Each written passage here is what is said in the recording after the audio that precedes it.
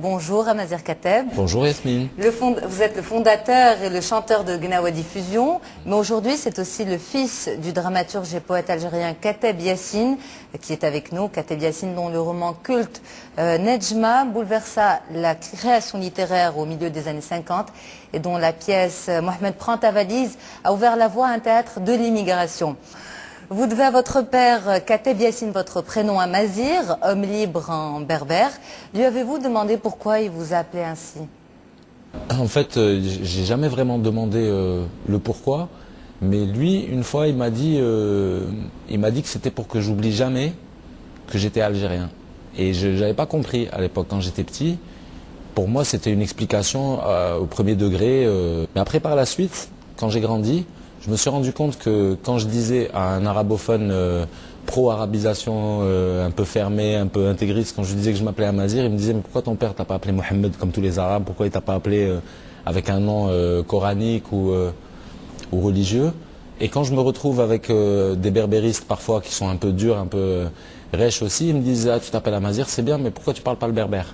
C'est là que j'ai compris en fait ce que ça voulait dire, c'est que finalement cet électrochoc que je peux avoir avec aussi bien les arabophones que les berbérophones, juste à cause de mon nom, ça me rappelle toujours qu'en Algérie, il y a ce problème. Ça me rappelle toujours qu'il va y avoir du travail pour qu'on se comprenne, du nord au sud, de l'est à l'ouest.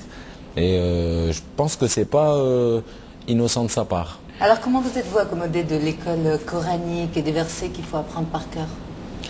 J'ai souffert un petit peu parce que mon père était communiste et avait un théâtre qui était engagé, qui était très militant, et très anticlérical aussi. Il n'y avait pas beaucoup de... Il n'y avait même pas du tout de complaisance avec les religions. Mon père a toujours attaqué les religions, mais en tant que système, en tant que pouvoir, jamais en tant que foi ou quoi, jamais dans les pièces de mon père, on attaque les gens qui sont uniquement croyants, mais on attaque plutôt les appareils et les connivences entre parfois l'appareil religieux, l'appareil économique, l'appareil politique. Parce qu'en réalité, quand on regarde l'histoire de l'humanité, toutes les grosses escroqueries qui ont donné des guerres et des colonisations et des choses abjectes dans l'histoire, il y a toujours eu ces trois acteurs. Il y a toujours eu le pouvoir, l'argent et la religion. Alors vous chantez en arabe, en français, en anglais aussi. Est-ce que le berbère vous a manqué? Oui, ça m'a manqué. Et d'ailleurs, dans une semaine, je pars chez les berbères du Maroc, je pars dans le sud, retrouver des Touaregs avec qui j'ai travaillé au Niger. Et c'était justement une occasion pour moi de joindre le bout qui me manquait, donc la berbérité, et puis en plus une berbérité qui n'est pas forcément celle de mes ancêtres, parce que moi par mon père je suis chaoui, et par ma mère je suis à moitié kabyle. Donc a priori j'aurais plus été vers la Kabylie ou vers les Aurès chez les chaouis. Mais en fait je me suis retrouvé chez les Touaregs et j'étais comme à la maison. La berbérité c'est vraiment un truc, moi je rêve que mes enfants parlent le berbère. Je ne sais pas s'il va falloir que j'épouse une berbère, mais en tout cas vraiment, ça me ferait mal que mes enfants ne parlent pas le berbère, parce que je crois que c'est une vraie carence. Moi, ça me manque, j'ai l'impression d'être un semi-analphabète parfois en Algérie, quand j'entends les Kabyles parler ou les Chaouïas parler entre eux, que moi je suis hors sujet comme si j'étais un Allemand, quoi. C'est bizarre, non? Alors dans les pièces de votre père, la présence des musiciens était constante. Dans quelle mesure son travail vous a-t-il influencé? Il m'a influencé essentiellement sur comment dire, le côté nu et simplifié au possible. Par exemple, le théâtre de mon père, c'était pas un théâtre d'éclairage et c'était pas un théâtre de décor. C'était un théâtre de déguisement et c'était un théâtre de costume, mais pas un théâtre qui demande beaucoup de moyens. C'était juste les personnages se changeaient derrière un porte-manteau, les acteurs, et donc tu changes de personnage en allant te changer juste d'habit. Tu joues plusieurs personnages dans la même pièce, etc. Donc c'était un théâtre qui était à la fois très politique, très comique, très musical, et qui a emprunté à différentes traditions théâtrales. Je sais que mon père s'est beaucoup inspiré du théâtre vietnamien, parce qu'il a vécu 3 ans au Vietnam, il a été reporter là-bas. Et il s'est aussi beaucoup inspiré du théâtre de chez nous, du théâtre populaire, de la marionnette turque. Enfin, il a fait vraiment une espèce même de la commedia dell'arte.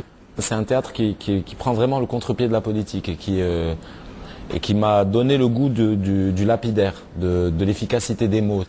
Alors par rapport à l'influence de votre père toujours, est-ce qu'elle a touché également le domaine de la langue?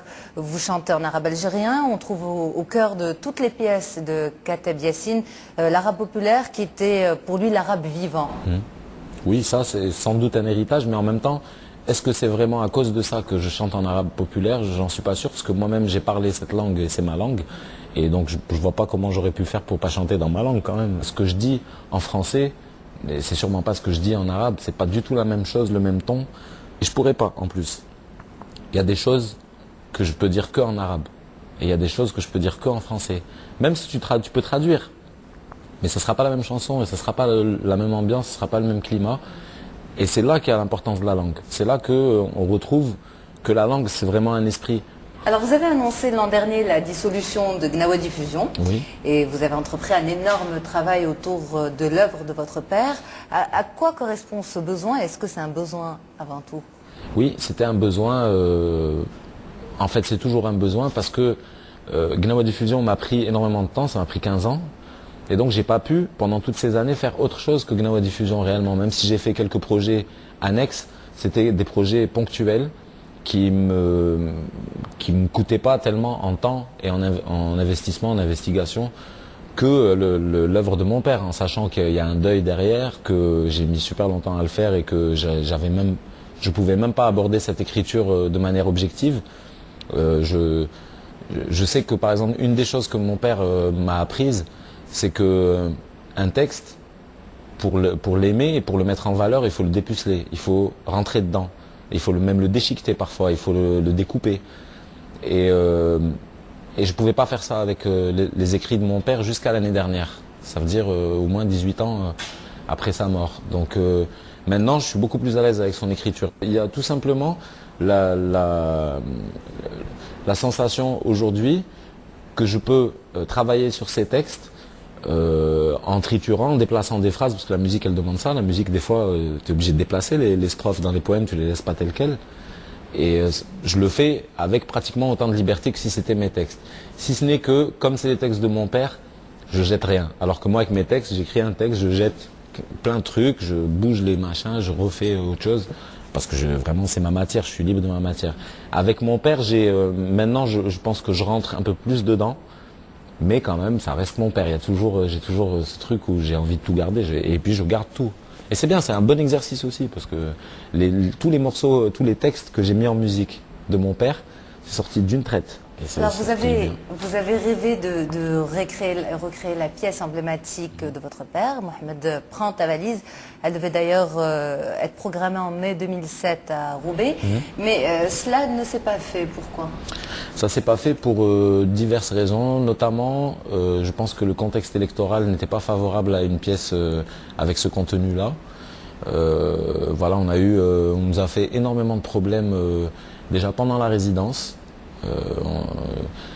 Les différents acteurs culturels de la ville de Roubaix nous ont pratiquement reproché d'être là. Enfin, nous ont dit qu'est-ce que vous faites là? Vous n'avez pas de contrat avec nous alors que ça faisait un mois qu'on était en train de répéter.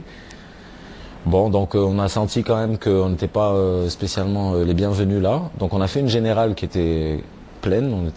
La salle était blindée, les gens attendaient le spectacle. Finalement, ça s'est pas fait. On s'est fait annuler. On s'est fait annuler les 3 dates qu'on devait faire en octobre de l'année dernière. Mais j'espère qu'on va pouvoir la jouer à partir de l'automne ou à partir du début de l'année prochaine, on va voir. Alors on connaît l'œuvre de votre père, ses combats, ses engagements, mais pensez-vous qu'on connaisse véritablement l'homme? L'homme, ça dépend qui. Après, c'était quelqu'un qui n'était pas spécialement... c'était pas quelqu'un qui racontait sa vie privée, c'est pas quelqu'un qui s'affichait, c'est juste quelqu'un qui se plaçait pas sur la trajectoire du show business et de la paillette, mais qui était juste à sa place et qui avait une attitude à mon goût, à moi. Je pense, j'ai encore pas vu un tel détachement. J'ai encore jamais vu ça. Par exemple, moi, j'ai toujours vécu avec mon père dans une maison qui est plus petite que celle dans laquelle je vis maintenant, que j'ai pu acheter d'ailleurs, parce que lui, il a jamais été propriétaire. C'était quelqu'un qui avait sa canne et son chapeau de paille et qui pouvait partir, quoi. Il était toujours prêt à partir. Et j'aime ça, j'admire ça, j'admire ce truc-là parce que jusqu'à sa mort, c'était ça. Et moi, je me rends compte qu'à 35 ans, je suis déjà sédentaire. Ouais, il y a des vrais, c'est des repères. Le père, c'est un repère et finalement beaucoup plus par l'éducation que par la filiation artistique. Mon père a jamais voulu faire de moi un artiste.